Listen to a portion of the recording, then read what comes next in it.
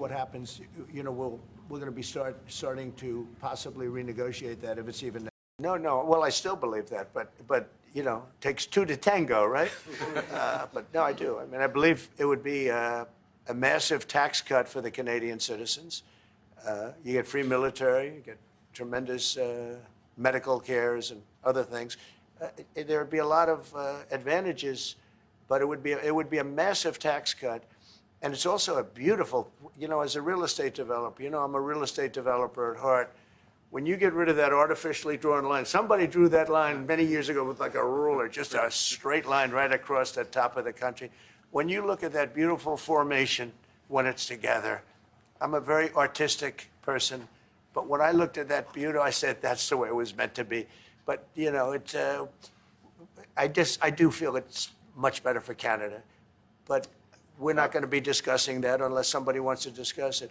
I think that there are tremendous benefits to the Canadian citizens, tremendously lower taxes, free military, which honestly we give you essentially anyway because we're protecting Canada if you ever had a problem.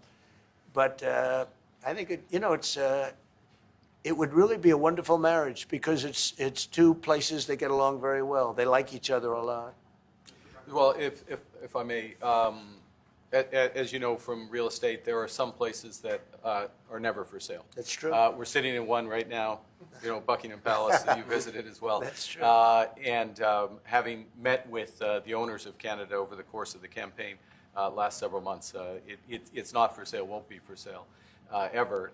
But the opportunity is in the partnership and what we can build together. We have done that in the past, and part of that, as the President just said, is with respect to our own security.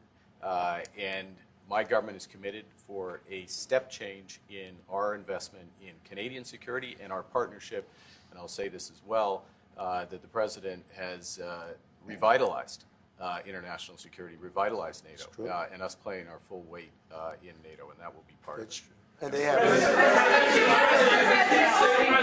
have, I must say, Canada is stepping up the military participation because Mark knew, you know, they were low and now they're stepping it up, and that's a very important thing. But never say never. Never say never.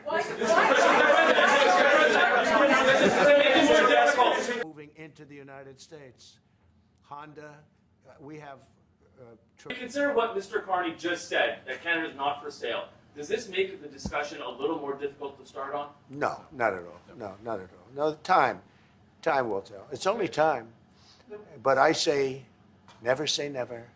I've had many things that were not doable, and they ended up being doable, and only doable in a very friendly way. But if it's to everybody's benefit, you know, Canada loves us and we love Canada. That's, I think, the number one thing that's important. But we'll see. I mean, over time, we'll see what happens. The world. And